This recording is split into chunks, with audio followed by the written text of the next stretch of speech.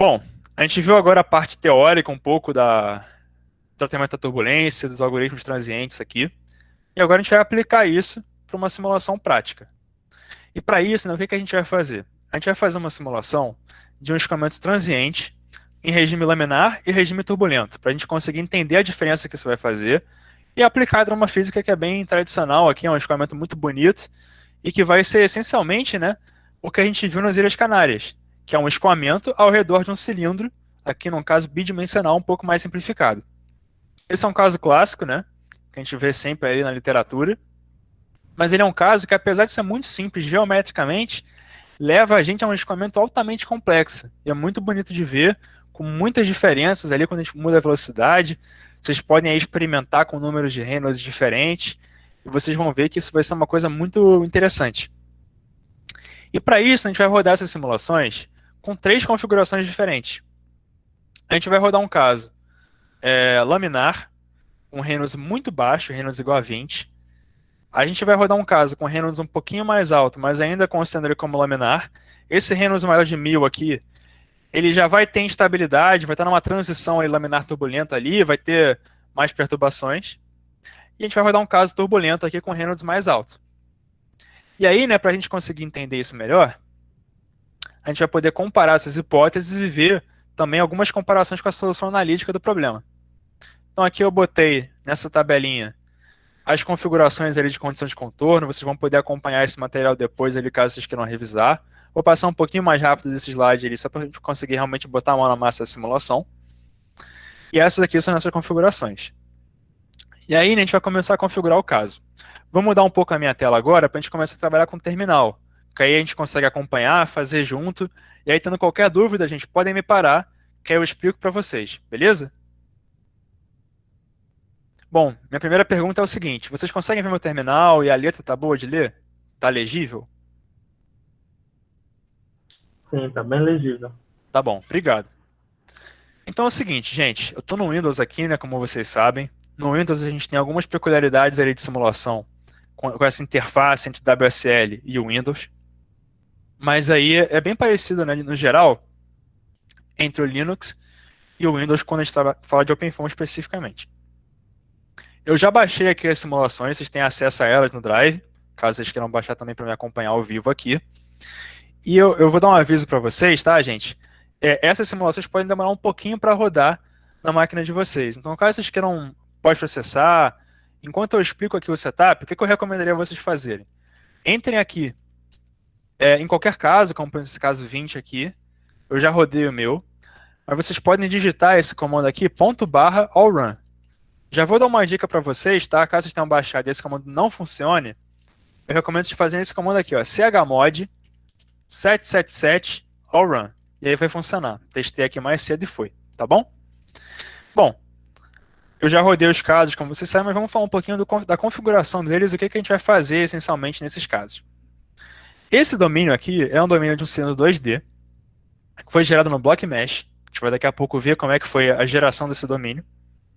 E esse domínio BlockMesh aqui, ele vai ser onde a gente vai resolver a nossa simulação. Eu vou abrir aqui no ParaView, né? Para isso eu abri o ParaView por fora mesmo. Então aqui está minha telinha do ParaView. E eu vou arrastar um arquivo da minha malha para conseguir ver ele no ParaView. Então o que eu vou fazer? Vocês devem reparar que eu tenho um arquivo chamado fom.fom aqui, certo? Se eu digitar explorer.exe espaço ponto, eu vou abrir uma pasta aqui no meu navegador do Windows. Vocês conseguem ver? Deve estar pequenininho as letras, mas dá para ver bem, né? O que eu vou fazer agora? Eu vou pegar esse arquivo fom.fom e eu vou arrastar ele para o meu ParaView. Então eu vou fazer aqui ao vivo, ó, só para vocês verem como é que é o procedimento. Deixa minha tela um pouquinho menor aqui. Vou pegar esse arquivo, fom.fom, e eu vou arrastar aqui para dentro. Vocês vão verem que ele acabou de abrir aqui o fom.fom, vou clicar em Apply. Clicando em Apply, eu vou ver o meu domínio. Se eu botar aqui para ver Solid Color e Surface Edges aqui em cima, eu vou ver minha malha. Até aqui tudo bem, pessoal? Vocês já fizeram isso antes? Já estão familiarizados com a interface do ParaView, etc? Isso aqui é novidade para alguém? Podem ficar à vontade de falar, tá? Não tem problema não. Não? Tudo bem. Então, né, o OpenFOAM, ele trabalha com volumes finitos numa malha, né, essencialmente formada aqui por essas células. E aqui a gente vê como é que nosso domínio foi discretizado, né? Esse domínio aqui ele tem uma malha feita por elementos aqui, sempre hexaédricos, né? Então a gente tem aqui esses quadradinhos aqui bem regulares. A gente vê aqui que a transição de elementos aqui, em alguns pontos, é um pouquinho mais aguda do que poderia ser, mas isso aqui às vezes a gente tem que fazer esse tipo de sacrifício aqui para fazer uma malha.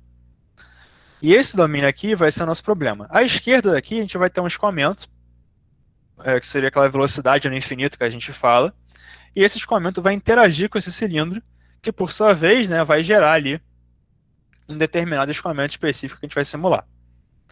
E como é que a gente configura a simulação, né? Vocês já devem ter visto no módulo 1 as pastas principais do OpenFOAM, no módulo 0 também a gente comentou um pouco sobre isso. Vamos passar rapidinho aqui na pasta System para a gente ver como que são os arquivos. Os arquivos importantes são esse block mesh dict, control dict, fvschemes, fvsolution e esse decompose par dict aqui também.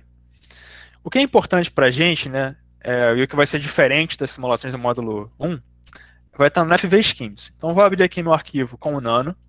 Aqui no Nano a gente consegue ver como é que ele é.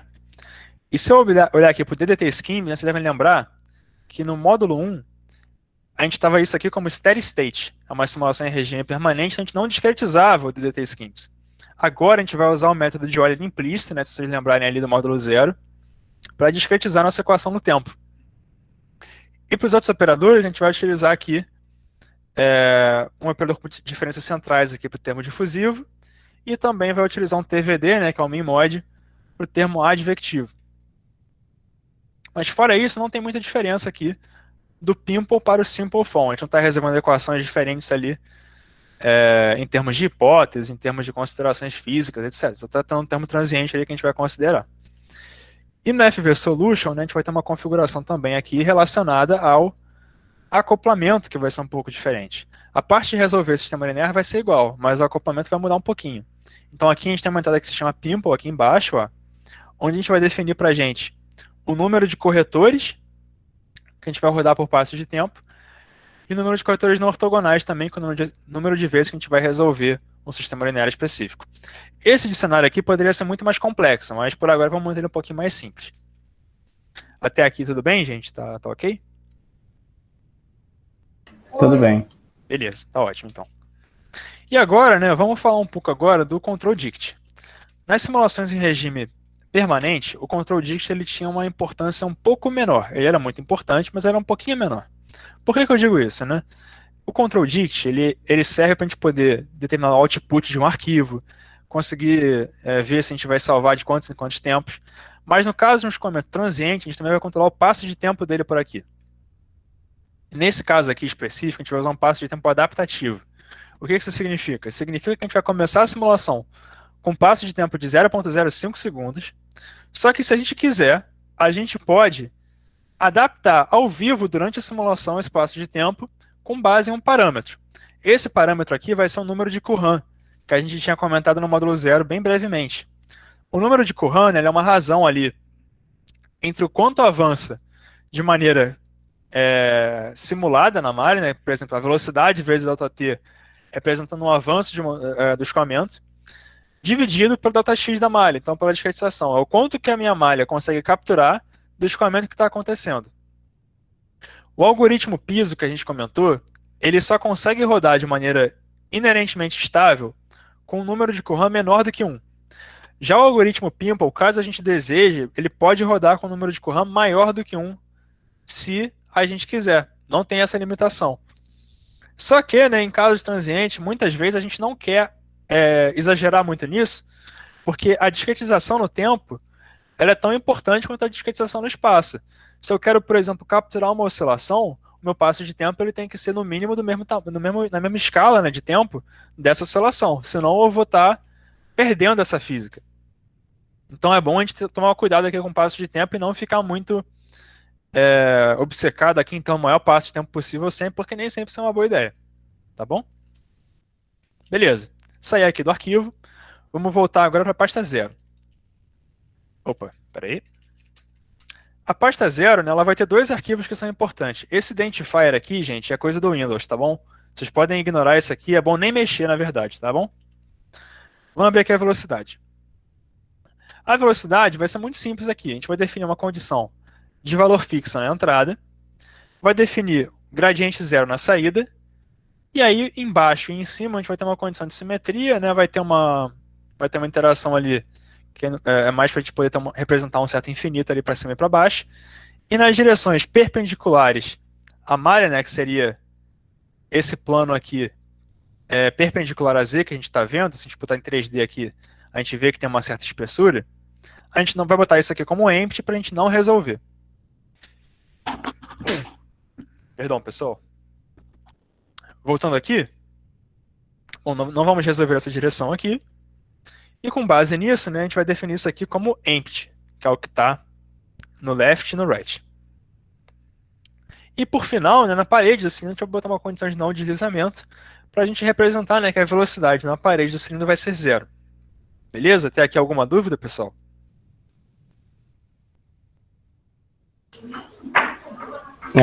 João, eu só Oi? não consegui rodar o OutRun. Deu aquele problema? Não deu problema de permissão, deu um problema de que não encontrou um arquivo. Então, ele fala que não encontrou, mas se você rodar esse chmod aqui, ó, ele vai encontrar. Isso aí vem porque quando a gente transporta do Windows para o Linux, às vezes a permissão dá uma bugada.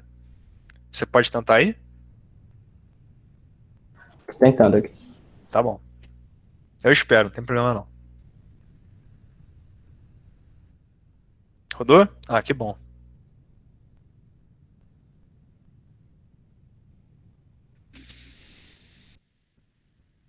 Beleza. Conseguiu, Vinícius? Não. Não? Putz. Qual é o que tá dando aí? Tá dando que ele não encontra um arquivo chamado points. Ah, tá. Você não gerou a malha. Eu acho que tem que... O Allrun deveria gerar a malha. Eu acho que ele não tá conseguindo... Tá tendo algum erro aí. Mas se você quiser, você pode fazer o seguinte, ó. Só pra todo mundo que já aprendeu com o Allrun. O Allrun é uma sequência de comandos, né? É basicamente uma receitinha ali de como rodar a simulação. Mas ele é um arquivo. A gente pode abrir ele. Se vocês verem aqui o Allrun, gente, ele vai ter exatamente os comandos que são rodados na ordem certa. Então, se vocês tiverem problema para rodar com o Allrun, vocês podem abrir ele e ver o passo a passo. Então, por exemplo, para rodar, a gente tem que rodar esse block mesh, esse mirror mesh, esse comando renumber mesh aqui, e por fim a gente roda o pimpofon, beleza? Então, se vocês tiverem alguma dificuldade, é só a gente fazer esse comando aqui no passo a passo e não vai ter dificuldade. Tá bom? Você consegue tentar por aí, Vinícius? Sim, eu vou tentar por aqui. Tá bom. Alguém tem mais alguma dúvida?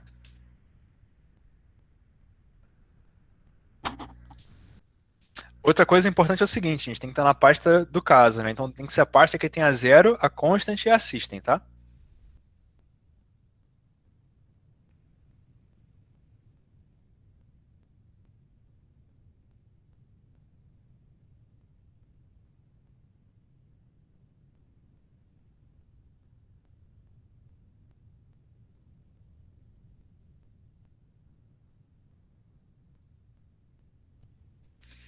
Beleza, pessoal? Conseguiu aí, Vinícius?